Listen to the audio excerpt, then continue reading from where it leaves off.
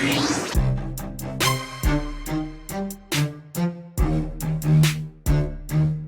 right, everybody, welcome back to the Cocktails, Code, and Conversation podcast, as I affectionately call it, the C3 podcast. And today, as you guys all know, all my guests are very special, but this guest, I'm gonna really say is more special than the other guests. And here's why. Only because I've been trying to get Marcus on this podcast for half a year. We've been working on this thing, man. It's just between schedules, everything just kind of got crazy, but I'm super excited to have him on the pod because there's a couple of things that I'm excited to talk to him about. And I want to tell this story. I've told it before, but now I'm going to tell this story with him actually on the podcast. But before we get to that, let him introduce himself. Ladies and gentlemen, Mr. Marcus J. Carey.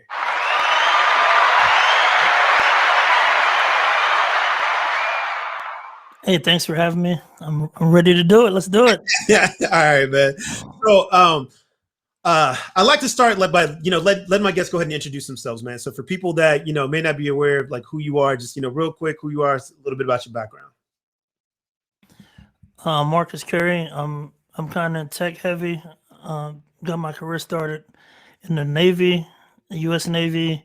Yeah. Worked for the government, stuff like that. And now I started a company, did the whole venture capital thing, sold the company. And so I've learned a lot. I'm getting to be a wise old man as it goes. Yep, that wisdom's starting to come in. See, mine shows it's coming into my beard. You don't have that yet, so I'm gonna, Well, I got a little salt. I got some salt and pepper going. You got some salt and pepper going? My beard's kind of like I cut it with a 2. Okay. My beard usually thicker, but once it starts growing out, you can definitely see the gray. You see that salt and pepper coming in? Yeah. I like, you know what, man? It took me a while to get used to mine because when it first started coming, I was like, maybe I'll cut it a little bit. I was like, you know what? I'm going to rock my salt and pepper. Be proud of it. This is hard earned. This is hard earned wisdom in here. Yeah, man. I used to pick them out one by one, but now I just go with the flow. It's like one of those things. Resistance is futile. Exactly. Because they coming. There ain't really much you can do about them. So, man, I wanted to ask, I want to dig in a little bit about like your story, right? So came in through the Navy and then started working through the government. We have that in common, except for like I didn't go the military route, right? So I started my career working for the government as well. I came out of college and did the contracting route, worked for Lockheed Martin, and end up getting in the intel community. But one of the things that I thought, and I can't remember if you tweeted this or I heard you say this before, like what, and I might have made it up in my head, but I know like one of the things that I'm thankful for was like get into that life first and getting that clearance, right? Because it gave me access to a whole other set of challenges, but also put me on a path financially that like kind of really helped out. And I know I talked to a lot of veterans that kind of come out and, having that clearance. And I've talked to a lot of them about like utilizing that, being able to take that, continue to do contracting work and work for the government with that clearance. But talk to me a little bit about like, as you were coming out of the Navy, using that clearance and kind of doing some of the things for cybersecurity. What was your kind of mindset that kind of led you down that route? Well, I definitely agree that getting that whole clearance situation is good for a lot of people because there's definitely like, if you want to work in the government, as long as you have a clearance, you can eat, you know what I'm saying? Sure. But I kind of like, my philosophy on it was I want to be like Jay-Z. Jay-Z said, put me anywhere on God's green earth and I'll triple my worth. Right. I mean, so I don't care if I have a clearance, no clearance, whatever. I'm going to be employable and be a beast. Yeah. I thought that the clearance is great, like I said, but I couldn't be a government civilian for sure. Right. And being a government contractor, it's a lot of lazy people in that space. But I think it's just lazy people in the world in general. But definitely in a contractor and the government civilian space, they're not innovative. They're not up to my speed. So I couldn't do that long term. But from a pure, if you got a clearance in a heartbeat, you can make money. Is what they say. Yeah. But I'm like, personally, like I want way more challenges than just having, checkbox this, checkbox that, and so I like to go above and beyond. And like there's this famous saying Steve Martin says. He says you got to be so good they can't ignore you. So no matter what it is, I want to be the best at it. Right. And so and if somebody's trying to compete against me for a job, clearance or no clearance, they got a problem. You know what I'm saying? That's my mentality. Yeah, I love it, man. I love it. And look, we gonna hold before I get to the next question, because you spoke on it a little bit, so now we got to get into it. That was the biggest thing that I found working in the cleared section was like I loved some of the challenges I was able to do. Like worked on some systems, worked on some programs. I was like, man, this is like super cool. But what really ultimately drove me out of it was kind of what you just talked about, was that there was a lot of lazy people. There was people that figures like, oh, I got my clearance, I'm good, I'm gonna just come to work and get this check. And that was it. And so I remember being on projects where it was like the absolute best was here, but it was like, nah, we just want to do right here. We just want to do the minimums. And I was like, it felt like that was every single project was built to like, let's not shoot for the best we can do. Let's just do what we can do to either meet the minimums and then get the contract, re-won. So we got another 5 years so we can do it again. And I was just like, man, this is crazy. And I met a lot of people that, look, they made a career out of it. But to your point, right there, there's lazy people everywhere. But I felt like it was just this overall setting in that world of just like, you found some people who are ambitious, wanted to do it. But for the most part, it was like, look, cushy government job or cushy government contract, and we good to go. And we don't really have to push the boundaries and do anything extra. And so I don't know, that was kind of I found that disheartening is kind of why I left. I still have people that do it. So, for those who are listening, who are going to watch this later, I'm not talking about y'all. I still love y'all. I'm just saying. Yeah. Well, I think in general, though, it's not just, man, it's easy. I think sometimes people think that they've achieved some level. I've never been satisfied for whatever I do. I think that definitely people that come from a background, like I came from, that grew up, poor or whatnot, if they're making six figures doing government stuff, if it ain't broke, don't fix it. Right. I totally understand that, but I'm so happy that God didn't build me like that. Right. I want to overachieve. I want to do everything I can, and as far as that goes, and basically, and I see that definitely in working with engineers and all that stuff, and people, even like if they look at engineers and they think engineers are like so amazing, software engineers and all that stuff, but most of the time people do the bare minimum, it seems like, in life in general. Yeah. And they don't. I like to work with people that go above and beyond. Like if I say, hey, build this, well, you're gonna come along with problems that I didn't even think about. Right. And you're gonna probably come up with something, I could do this better. But and we built this. Well, this is the next logical thing to maybe just add this with the future in mind, that I want to add it, or just add it anyway. Right. Absolutely. So that's the mentality that I have, and everybody doesn't have that mentality. And so that's where, people, a lot of people are just fine doing the bare minimum and getting by. And I'm not a bare minimum type person. And people that like to do the bare minimum hate me. Which I would assume then it makes you, for those people, makes you a terror to work with, right? Because if they want to do the bare minimum and being around you, like you're constantly going to be pushing everybody around you to do more than that. Yeah, they probably going to look bad. I'm probably going to ask them to do more than they wanted to. Yeah, it's just and I love everybody that I worked with, but I tell everybody that I work with, I say, look, when you work with me and you're going to be better than when you came in. It's not because it's because I'm going to push anybody that I work with, and I'm going to help them out too. I'm a helper. I just saw this awesome TED talk the other day, and I wish I could just pull it up by recall, but it actually talked about the people that are helpers in organizations, and those make the best organizations. So as you see, and my online profile, and you've interacted with me in person, I'm always trying to help people out, and so and at the same time, like if I'm helping you get better, and I'm trying to always, my drive is to be better and be amazing. Everybody, the organization is going to rise to the top, and so that's my mentality. Yeah. It might be a little bit of military that military lessons learned in there about having to do everybody's job, having to know how to do everybody's job. In the military, having to be qualified on all the different things on the ship. Mhm. Uh, and that's the mentality I take to life. And like so now, and that's why I can program and I can do system administration and I can do. That's why I'm well versed, because I've been through that grinder. Yeah.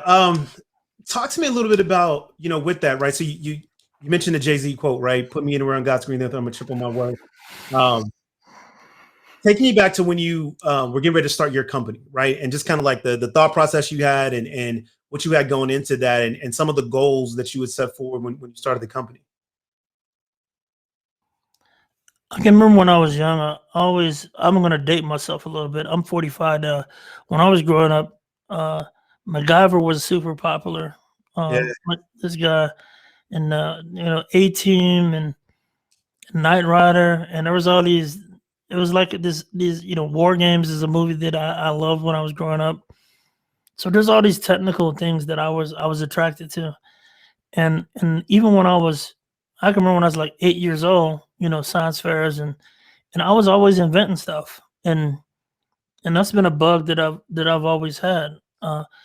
Basically making better ways to do stuff. And when I was at NSA, I did the same thing. And everywhere I've been, I'm like, this sucks. How can we automate that? And so, funny enough, I was working with Lockheed Martin in the Baltimore area, and they had a bunch. I was my main job there. Eventually, was if they have to basically evaluate and onboard solutions. Yeah.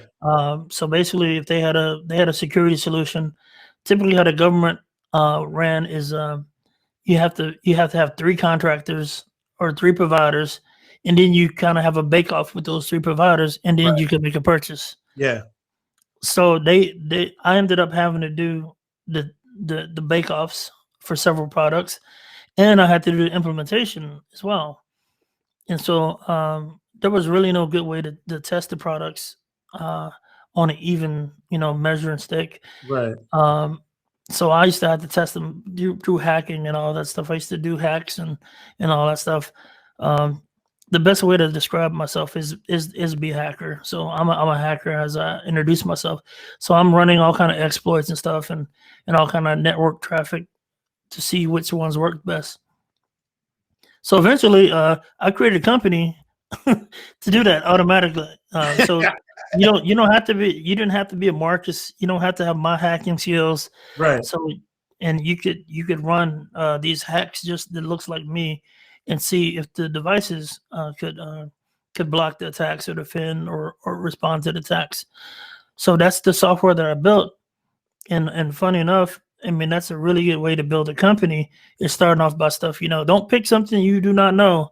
Right. Pick something that's in your wheelhouse so you can execute on.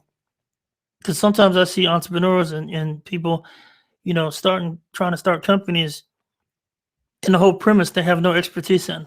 Right. It's like, no, do something in your wheelhouse.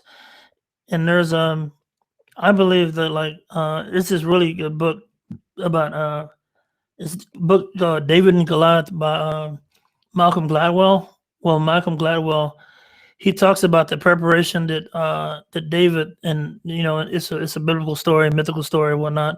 Right. And basically David had trained all his life to be able to defeat the giant.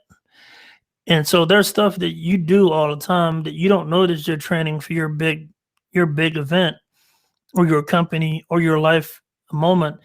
But I think that life prepares us for those moments. And so I did not know that when I was doing that government testing and all that stuff, there would eventually be a company. And that's exactly what it was. Life was preparing me to build that product, and all the stuff that I learned before, all the NSA stuff, all the Navy stuff. It came out in a product in a company, and I ended up building that product in selling that company to ReliaQuest, who I work for now.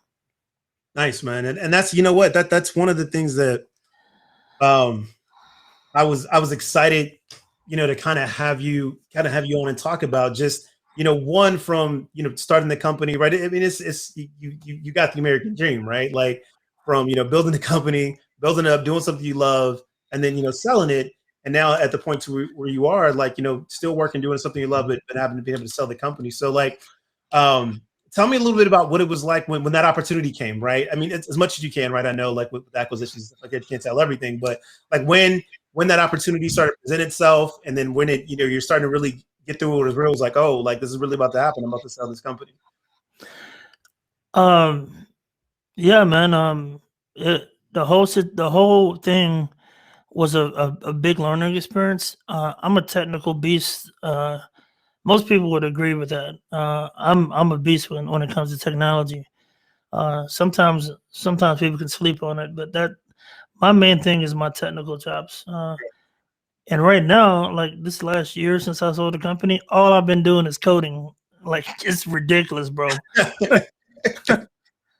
So right now I'm a way more ridiculous beast than I was when I built the company.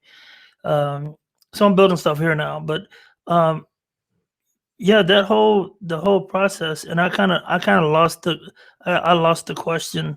But ask me the question again. Yeah. But So, basically, go ahead. yeah, I was just gonna say, like, just, you know, kind of walk me through what the process was like when you were when you had your company, and it's, oh, we about to get acquired. Like, just what was that like? Yeah. So basically, we made a decision that we wanted to sell the company, and me and my board and all that stuff. And so I went through a process of courting acquirers, and ended up selling the company, which is pretty amazing. I didn't use any bankers or any of those kind of people. I sold it myself. So I actually learned to do that process, which is huge, right? Yeah. Because one of the things that you want to be, from an entrepreneurial perspective, the venture capital game is ultimately about selling the company and having some liquidity event. That's the whole situation. So to go through the process of raising venture capital, building a company, building the product, selling the product, marketing the product, the whole, you know, everything that comes with a company, and then the process of actually selling the company, and doing it all myself too, and coming on to a company after that, and then integrating the product into their product suite. So there's all this game that I learned that it's like super valuable from an entrepreneur perspective. And one day I will create another company.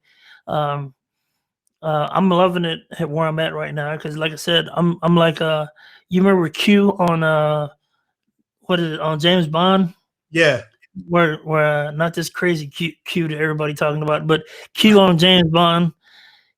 He basically built all these tools. Yeah, a lot of cool shit. bro, I'm like, I'm in the lab, huh? That's you right now. You cute. This is lab right here. You know what I'm saying?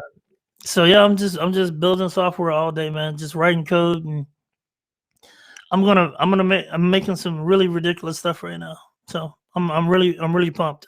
Look, man, I can tell, man. Look, one of the things that you know, my stepdad told me when I was younger, man, is like, you can really tell, like, when somebody's passionate about something, because it just comes out, like, in how they speak and how they talk. And I will say this, man, I could tell a difference from the last time we talked, which was, it's probably been a couple of years now, but it was at Sell Point, and we kind of chopped it from a little bit. There's a difference. There's a different energy around you from then till now, right? And so I can tell, like, you just you're happy to kind of be back in it, right? Back in and just coding and chopping up stuff. And that's I'm a huge fan, so I'm excited to see, like, what comes out of this, what you continue to build, and then if you decide to, you know, when you decide it's the time to go build another company, I'll definitely be watching with bated breath to see what you do. Yeah, it's interesting because, like, one of the crazy things is I mentioned, like, and I have all these superheroes behind me. You see all this little superhero collection. I always tell people about what are your superpowers and all that stuff. and it's definitely important. I really love the all around knowledge that I learned. Yeah. But you got to understand what your superpowers are too. And so basically, your superpowers are, no matter what the company is, it's going to be what's the life and soul of that company. Because you can look at a couple of people. You can look at Steve Jobs and what was his superpower. His superpower, Steve Jobs, was getting people to believe in something that didn't exist, and he had this thing what they call the reality distortion field. And Mark Zuckerberg, he still codes and submits codes to Facebook stuff. And so basically, Jeff Bezos, a logistical beast, and built Amazon. So and basically what I'm saying is, what's your superpower and what is your experience is best prepares you for. Well, I know next time if I start a company, I'm still going to be involved in the code. I didn't when I was doing that, I wasn't coding every day. Right. And so even though I had all the technical knowledge and that stuff didn't go, but I just wasn't coding. Right. And I was like, well, next time that's not going to be, I'm going to be coding. So here's the thing that I learned. Like basically, oh, you're the founder, CEO, you should hire a team. Yeah, I'm going to hire a team, but I'm still going to be involved in the code. And that's the thing that I learned. The biggest thing I learned about rules and playing all these parts and all that stuff is there are no rules. So wherever you are, you have to use your superpowers. Can you imagine if your favorite superhero stopped using their powers? And there's been shows like that. There's been episodes of your favorite superhero where they lost their powers or something like that. I was like a superhero, and I had and basically I wasn't using my powers. So that'll never happen again. Nah, never again. All right, so we're gonna take a quick break. When we get back, I want to talk to Marcus about some of the things that he's been doing as an author. So we'll talk about something like that. And for everybody that's listening, don't forget about the C3 Squad hotline. So 909-487-8741. This is a way to get involved in the conversation. Go ahead, send a text. Let me know what you think. Let's figure out what your superpowers are and whether or not you're utilizing those superpowers. So we'll be back in just a second. Hey, what's up, C3 Squad? Back again to let you guys know about my favorite watch company is Bronzeville Watch Company. And you guys know I've raved about these watches. You guys saw the last one I did. Really love these watches. Have one of these pieces myself. And I've actually been waiting for some new pieces to drop, so I can go ahead and order. So I'm going to be actually placing my order pretty soon. Right now, you're getting free shipping with all the orders. And also, hey, ladies, it is official. They now have ladies' watches as well. I want to introduce you guys to the Rose Gold Classy Lady Renaissance Automatic. This is a beautiful piece. So to all my Lady C3 Squad members, you're looking for a nice watch to add to your collection, definitely suggest Bronzeville. For all my male watchers, of course, from C3 Squad members, you guys know you can hit up all the other watches or give this for your lady of choice, your mom, your sister, whoever. Hook them up with a nice classy watch. Bronzeville Watch Company, hit them up, let them know the C3 Squad sent you. All right, so we're back on the C3 podcast. For those listening, remember C3 Squad hotline, 909-487-8741. Go ahead and text. Let me know what you're thinking, what you're enjoying about the podcast. Now, I want to switch gears real quick, Marcus. I want to talk to you about Tribe of Hackers, right? And just kind of, what led to that, the success of that book. And then I know you've done some other stuff. I believe you said you tweeted you're working on like a children's book as well, right? For helping children kind of get in the program. So tell me a little bit about that side, the author side of Marcus Carey. Well, it's funny because I just think that I think we're so much more capable of things than we kind of recognize sometimes. So I was in a bookstore with my son because we had to get him a book. And then I went to go down the tech aisle and I looked at all the cybersecurity books. And many of those cybersecurity books, I was like, man, I know most of those people. And I wouldn't mind getting like I know this person. Funny enough, my son even knew some of the people because he's been around them. So I was like, well, dang it, I'm going to get a book in here one day, right? And so that started the process. So I was like, what can I write a book about? So I was reading this book called, what is it? Dang it. Hold on a second. It's called Tribe of Mentors. So Tribe of Mentors, and basically that book, um, the author is friends with celebrities. Tim Ferriss is who wrote the book. Mhm. He's basically got all these celebrity friends. He has a very popular blog and podcast. So anyway, the book, he took excerpts from his blog and podcast, and he made this book. He pretty much asked the same questions to all the people that's on the show, and it ended up being some very good advice about like what books did they read, all this Right. other stuff. So I was reading this book over like Christmas holiday a couple of years ago. I was like, man, this would be cool because me being a hacker and cybersecurity stuff, people ask me all these questions. And I was like, man, what if I just ask all my friends all these questions about cybersecurity and then get what they said in the book? And it'd be not Tribe of Mentors, but Tribe of Hackers. Right. And then it just took off and it's become a international phenomenon. It's crazy. So that's how I did the book. The book has been very successful. We donated a lot of proceeds to charity. That's We've awesome. done humble bundles. It's funny because it just hit on all the bells, and a lot of people have gained knowledge from the books. A lot of people have started their cybersecurity careers, and a lot of my friends tell me that's the first book that somebody suggests they read when they trying to get into cybersecurity is the first Tribe of Hackers book. So ended up getting a four books have been published since the inception. We got a book deal with Wiley Technical Publishing, and that they've been great. So now I can go into a bookstore, or anybody can go into a bookstore and see a book that I helped put out. It's pretty good. The kids' books. So basically, when I was young, I was actually a pretty good artist when I was young, and so funny enough, I wanted to write some kids' books just for conversation starters, Right. because people always ask me how did I get my son into technology. My oldest son is like 25 now, but he's been working for Rapid7 since he was 17, and he's been pretty much coding professionally since he was 15. My oldest son, and so people always ask me, how in the heck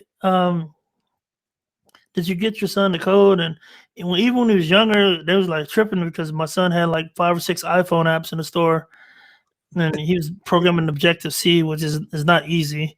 Right. And so people like, how did you do that? Well, it's like, well, because I always, I basically made it easy for him to learn, because, and I think this is what most people mess up. You got to pick something that you're passionate about. Right. So my son was 11 years old, and he didn't know how to. He hated doing his homework, and so I basically taught him Perl back in the day. It's an older language that a lot of people may be familiar with, but I taught him how to write Perl programs to do his homework. Basically, he would take the mathematical algorithm and he would write the answers for it, and then that snowballed. He was familiar with that. He was familiar with coding. He understood how code worked, and eventually, when he was like 15 years old, for the whole summer, I just sat down with him and coded every day with him. Man, Um, and then now he's like, my son's 24, 25 now, and he's like a senior engineer at Rapid7. He has a team. He's like a beast at cloud, anything related to Amazon cloud and Terraform and whatever, Java, whatever language you throw at him, he's a beast. So yeah, so people ask me, how do you get him? So I basically say, like, I taught my son how to think and code, and so I wrote this book called Think and Code, right. so people could talk to their kids about code and kind of start that conversation. And it basically walks through, and it's I wrote the book about a robot. I did all the illustration. Mhm. And then I did a book called Three Little Hackers. Three Little Hackers is a retelling of Three Little Pigs, except it tells kids about situational awareness instead of the big bad wolf. What the big bad wolf is in this story is a criminal that's trying to stalk them, and so it's like a cybersecurity version of the big bad wolf, and that's been doing well too. So I for that book, for those 2 books, I illustrated the books, and I wrote the books and illustrated them, and I self-published the kids' books. But they sold like bananas too, thousands and thousands of books sold worldwide, crazy. And I'm writing another one right now too. So I'm writing another kids' book. All right, so Marcus, is there something you don't do? Like, I mean, what? Well, I mean, they say you want to make a dent in the universe, right? Yeah. So when I leave, it's going to be a lot. I mean, I got a lot of stuff to do. Robert Frost, he said, I got miles and miles to go before I sleep, and miles to go before I sleep. And so I'm just, I'm gonna leave my impact and hopefully help a lot of people out, and that's my game plan. I love it. I love it, man. All right, so and then I want to talk. So I'm going to bring up this story, right? It actually wasn't the first time we met. The first time we met, it was real brief though. It was like a back when Austin had like the startup crawls, and there was a startup crawl, and then that was you guys had the office down off of I'm gonna murder the street. It was downtown somewhere, whatever. But I remember that's East 7th. Yeah. East 7th. Yeah, so that was the first time we'd actually crossed paths, and it was real quick. We just just kind of said, hey, whatever, and then like we really kind of like had a conversation when I was at Cell Point, and I guess you guys were doing something with the security team there, but I just remember the conversation was walking out towards the elevator, right, and you were telling me about like mentoring and the things that you do just to kind of help and give back, and it's funny, I always dramatize it a little bit, but I tell the story. I was like, I remember talking with Marcus. We were walking, going towards the elevator, and he was like, yeah, man, you should, you were telling me about, I was telling you I went to A&T. You said at the time you were mentoring somebody that had gone to A&T, and he was like, yeah, you should do it. Like, kind of like, what are you waiting for? And I was just kind of saying, I was like, well, I felt like I hadn't really, established myself enough to really do something. And like, it was so fun. Like you walked into the elevator and the elevator was going to close. And he was like, and you basically just said, I was like, we might as well just start now. And it was like, it's not going to be any difference between today and tomorrow. And then the door closed, and I was just sitting there looking at the elevator door. And I was like, did he just drop knowledge on me? And he really did. I was like, damn. And it stuck with me though, because after that, I was like, yo, like, really, what am I waiting for? Right. And it was, I don't want to say it was imposter syndrome. I just felt like I was much like you, like I'm always so focused on what's next and trying to get better and trying to get better and trying to get better. And it's like, I've never wanted to ever put myself in that position where I'm just like, all right, I'm not really any different than anybody. It's just, I just grind and go after something until I get it. There's something I want to figure out. I'll just go figure it out. And so I felt like there was a lot of things that if somebody asked me like, Dave, how'd you get to where you got to? I was like, I did this. I worked hard. I want to do this. I figured that out. Like there wasn't a whole lot there, but it really started just making me thinking and started reaching out and doing a little bit more mentoring. So I bring that up because, and I told that story a couple of different times, and I was like, I bring it up talking to you because one, I want to say like, thank you. Cause that was a nugget that you shared with me that you didn't really have to, but I loved that just this for that little 5-minute conversation, like the realness of it. And at that point I became a fan. I was like, all right, this dude's cool with me.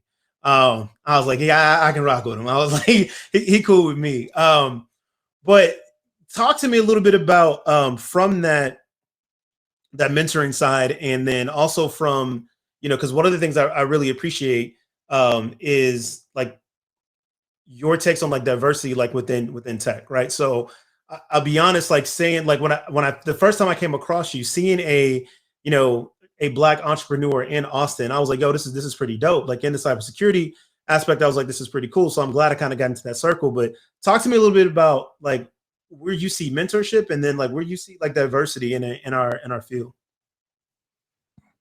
Well, I think that on the mentorship side, somebody I read a quote. I think this dude named David Kennedy or Dan Kennedy. I think it's Dan Kennedy. He's like a marketing dude. But basically, he basically said nobody is going to ordain you, right? Nobody's going to ordain you. And what he meant by that is nobody's going to say you're an expert at this and you're a beast and you just go mentor people, right? Nobody ordains you as an expert, is what the saying was, I believe. I'm probably butchering it, but that's the synopsis. Nobody's going to make you an expert at anything. You have to say, all right, I'm good enough to do this. Um, and basically nobody's going to ordain you to be a mentor. Nobody, it's just not going to happen. Right. You just got to go do it. You feel me?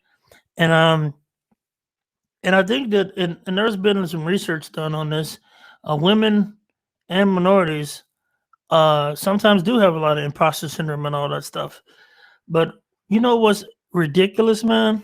I think my hubris is and hubris is typically talked about in a bad way. Right. Like, oh, you're dumb, you don't know what you're doing, hubris, right?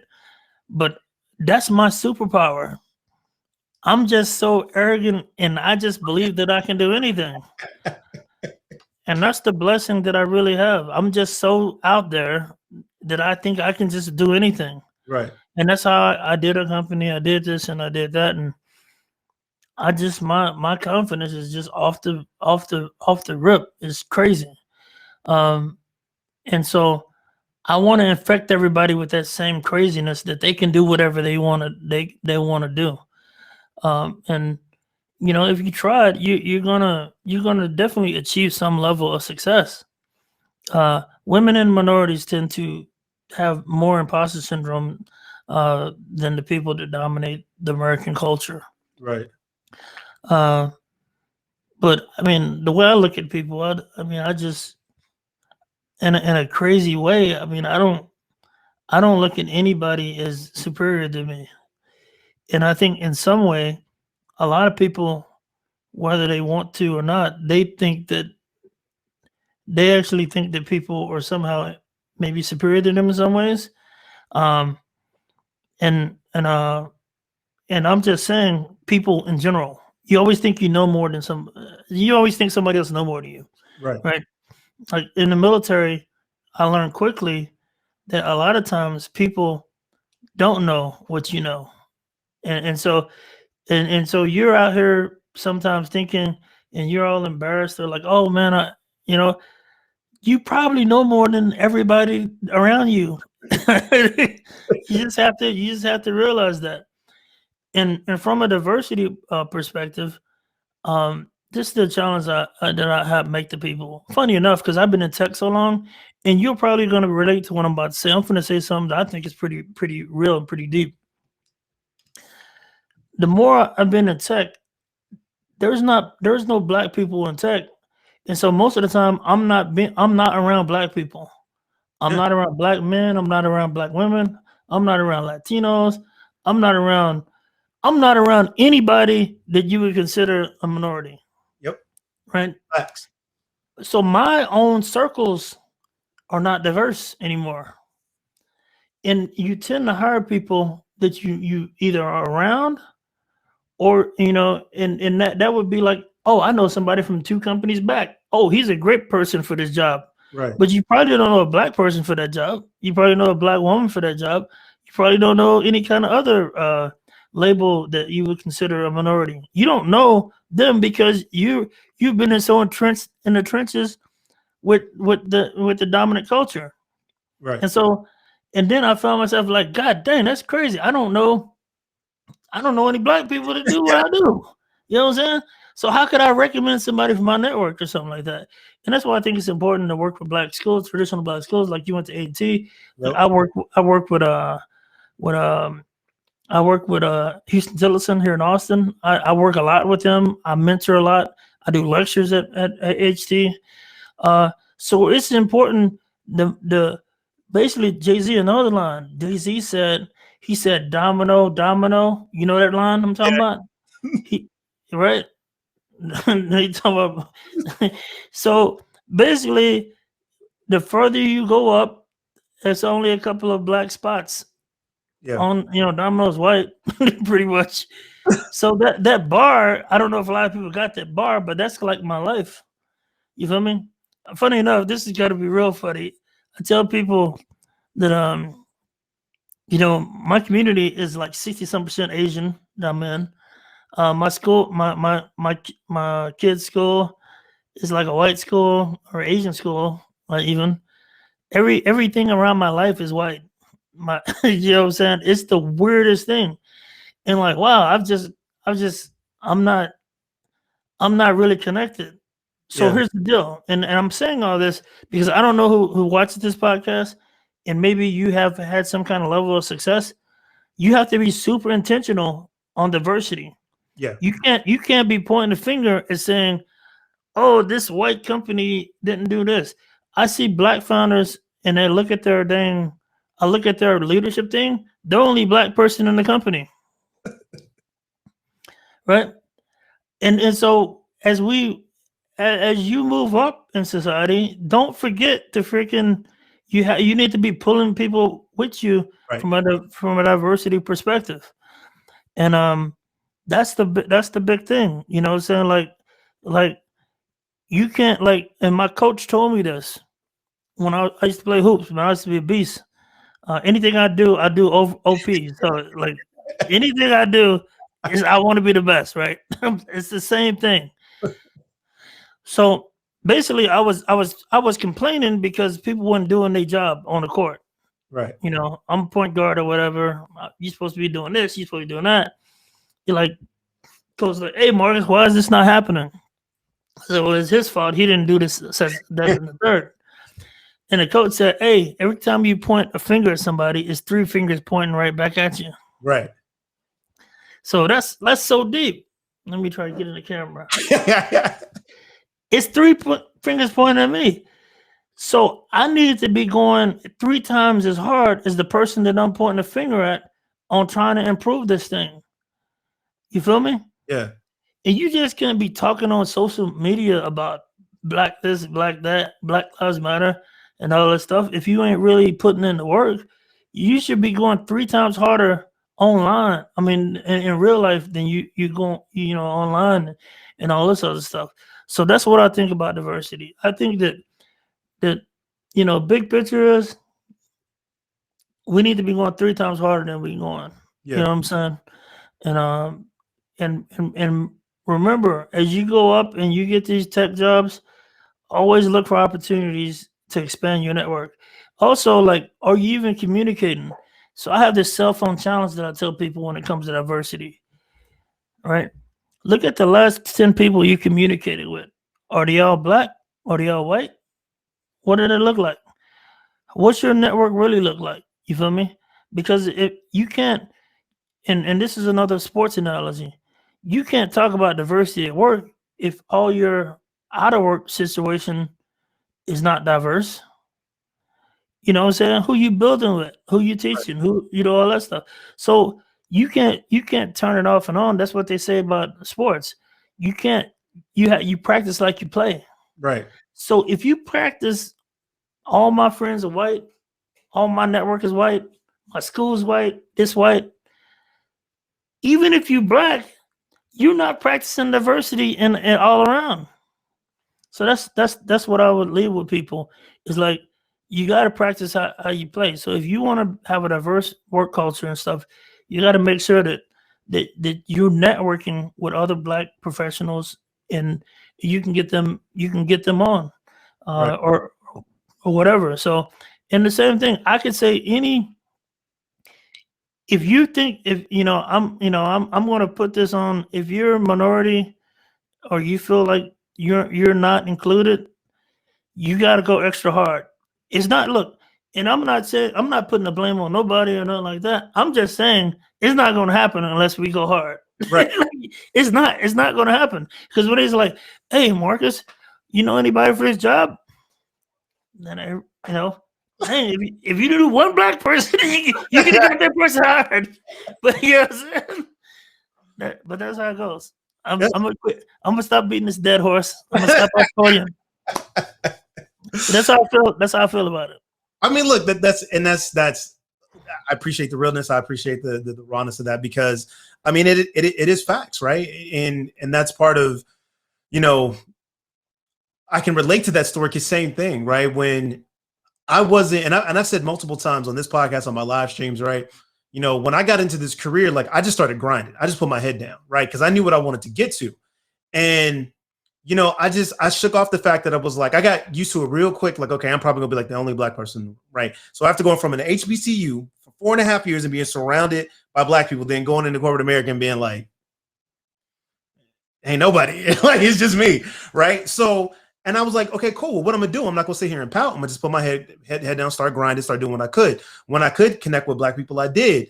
But then it's like, you know, 5 years, 10 years went by. I looked up and I was like, I've you know, done all these accomplishments, looked around, but I started kicking myself because I didn't do what like my younger self would have said. Like to your point, just, you know, going back and making inroads for other people to get in, because I was just so busy on the grind to where I looked up and I'm like, man, and it's deep to what you said. Like if I wanted to recommend somebody right now, like be like, okay, yeah, let me recommend you for a gig. And I'm like, who am I thinking about? And I was like, well, I think about this person. I'm gonna think about the people I work with. And so like over the past 2 years, like I've made it an effort to start connecting with people, right? To start connecting with younger people that are trying to get in. Anybody, you know, for me, like I'm Issa Rae all day. I'm rooting for anybody Black. So I was like, I've been on Clubhouse telling people, look, if you Black, you're trying to get into cybersecurity, holla at me. I might not be able to get you the position you want, but my network is your network.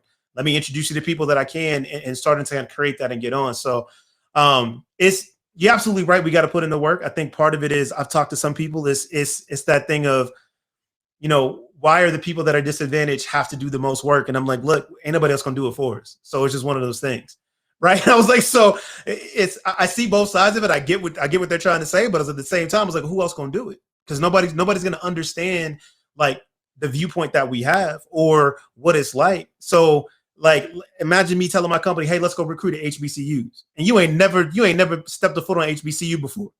How you gonna relate? How you gonna create relationships with people? Where I'm just like, I could walk on, you know, Howard University, and they'd be like, HU, I'd be like, whatever, A&T, we still run this. And then, you know what I'm saying? Like, I already know, like I can fit right in because I know what it's like because I've been there. So, and it's funny that the diversity means a whole different thing to another set of people. Yeah.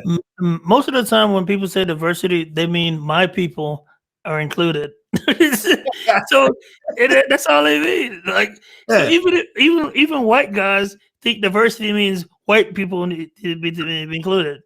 You know what I'm saying? And like any, you know, women think that means women are included. You know, black women are included. Because what happens is what we see is like if you see a European woman in a row, we're like, oh, why is no Black person? You see a Black man there, why is there not Black women there? Right. Like, so everybody in their vision, they're gonna see it, and that's why I'm cool with everybody fighting their fight. Right. We have to fight your whatever you identify as. That, you know, sometimes people identify as multiple different labels. Whatever it may be, fight for that. Right. And you know, I'm fighting for competent people. You know what I'm saying? We don't got enough. Competent people is a minority too.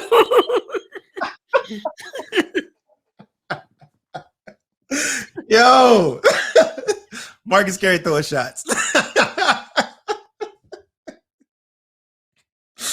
Oh man! All right. That's facts, though. Look, true. Look, I didn't. Yeah, you know, I'm gonna be nice. But yes, that's what it is. Like, you know, it sucks that we have to do it, but I mean, it is not gonna happen without laying the groundwork and knowing what the plays to run. You got to have a playbook in order to, when you get an opportunity. And that's what I'm saying.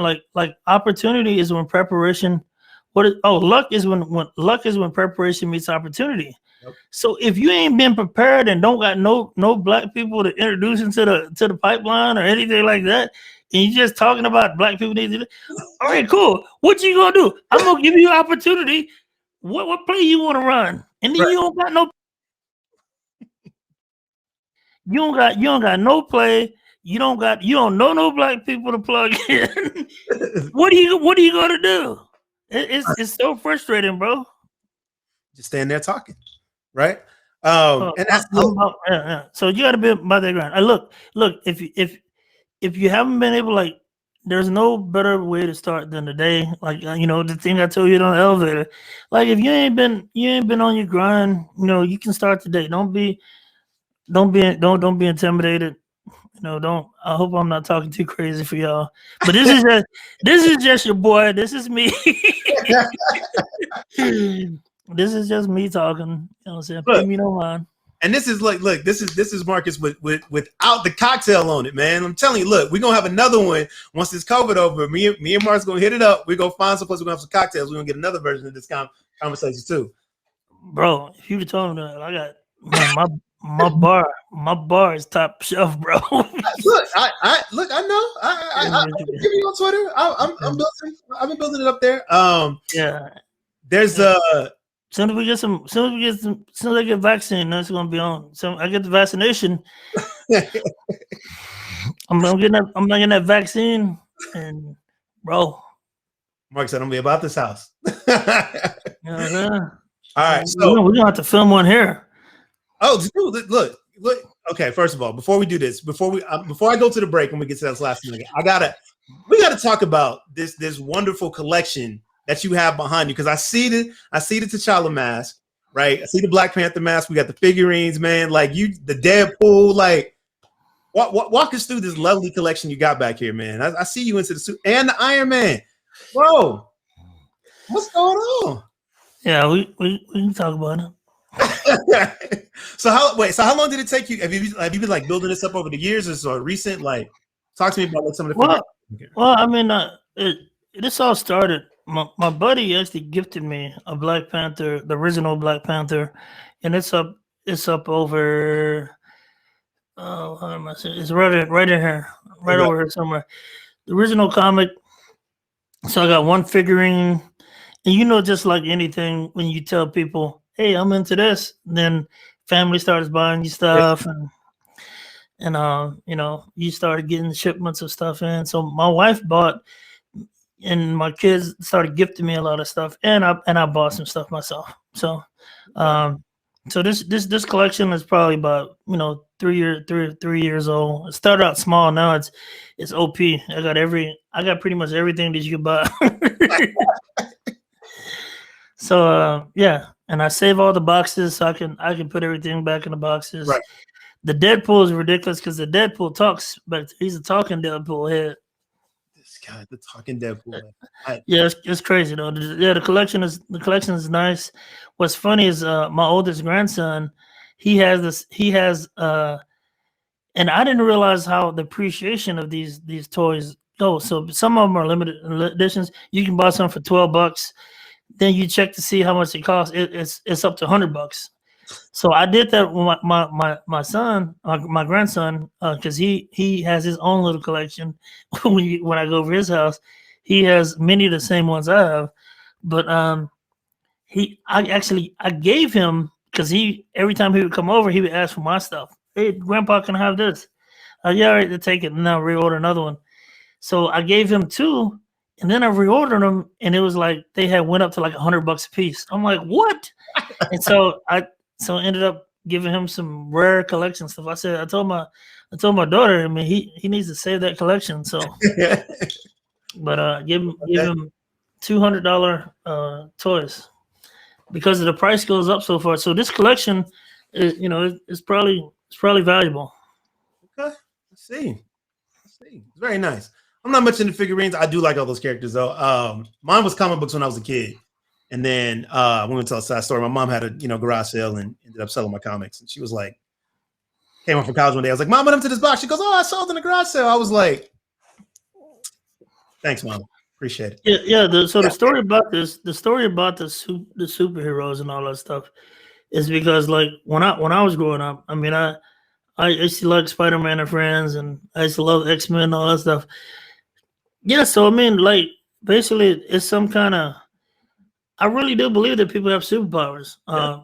So, Professor X and Charles Xavier, I kind of like view myself as the Black Charles Xavier, because I just help people discover their superpowers and how to harness their superpowers. That's my mission, and that's what I help people do. I mean, half the time people don't know their superpowers, and I take care of them. And I mean, I've helped a lot of people, make 6-figure incomes without degrees and all that stuff. And, right. The people that listen to me and the people that, they come back with the same results. Yeah. You know, I mean, like, wow. So, you know, and I would say, like, if you're giving out advice, if you're helping people out, sometimes people get frustrated. There's people there's like, it was a biblical saying. It's a biblical reference to it even. Basically, I think so basically, I think Jesus in the Bible healed 10 people, and then only one person came back to thank him. So, and I think that he said, "Where are the 9? Where are the 9 people where are the other 9 people at?" Right. So, as you're helping people out there, you're being a blessing to people and all that stuff. What's crazy is you're not going to hear nothing back from many of the people. You're going to hear back from 1 out of 10 people. Right. So just because you're putting all this effort in and helping all these people, just help as many people as you can. Right.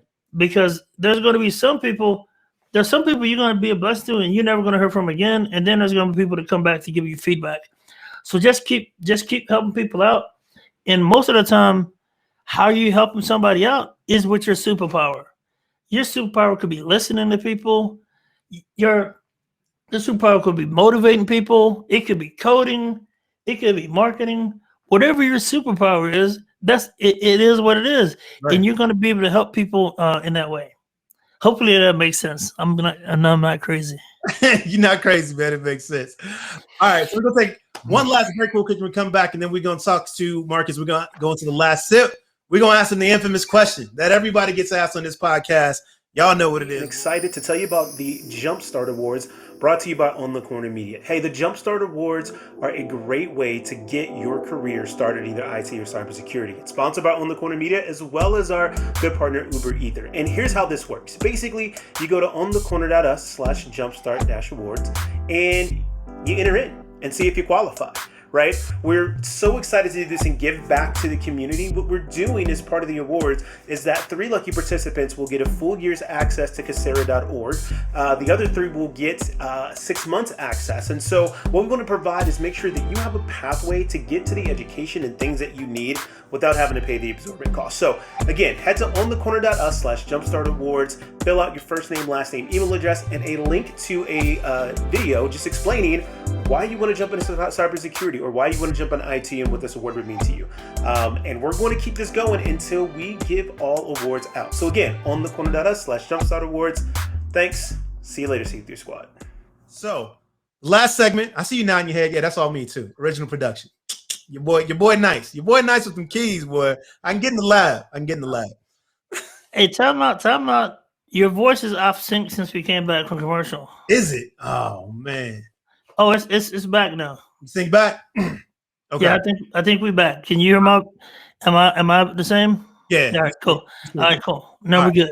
Thank God for you got the production skills too. I like it. Man, look, we talked about your beast efforts. Look, your boy can get in the lab. I can lay down the tracks. I can make the beats. Currently sitting at 922,000 streams on Spotify. Your boy nice, man. Oh, yeah. Your boy nice with it. You know what I mean? How many streams? 922,000. You have to link me up. Link me up. As we record, we're going to talk about that. Let's go. Let's finish the show. All right. So I like to call this segment the last sip. And usually we'll have a cocktail as we're taking the last sip, but we don't have one. But the question that I ask everybody, Marcus, is what do you want your legacy to be? So this is actually quite easy, and I've talked about this before. And I tell people all the time, everything I'm involved with, I want to be a blessing to everybody that I come across. Like, that's my thing. Like, if somebody's coming across my social media, whatever it may be, anything that I laid my hands on, I want that to be a blessing to somebody. I'm not perfect. I suck at a lot of stuff. But just like I tried my best, and I was a blessing to a lot of people. And if you live your life that way, and I say this too, like I want to be. And I tell people, if you're living your life right, you're going to be a blessing to more people on accident than you are on purpose. And that's how you should do it. So that's my mission. What's up, man? That's a great mission to have. And man, I'm telling you, like, I mean, you said all multiple times, you already know you a beast, man. And I'm just like, just from the things that you've already done, and you know, that conversation that we had, you inspired me and pushed me a little bit more to kind of do some more things. So hoping to accomplish some things on that line as well. But number one, man, I appreciate you for the things that you do. I've seen a lot of things you do on Twitter. And I think what I appreciate about you is like you talk about it, but you also walk it. You know what I'm saying? You're the same way how you are, what you talk about in person, what you talk about on social. Like, it is what it is, and we need more people like that. So I appreciate you, sir.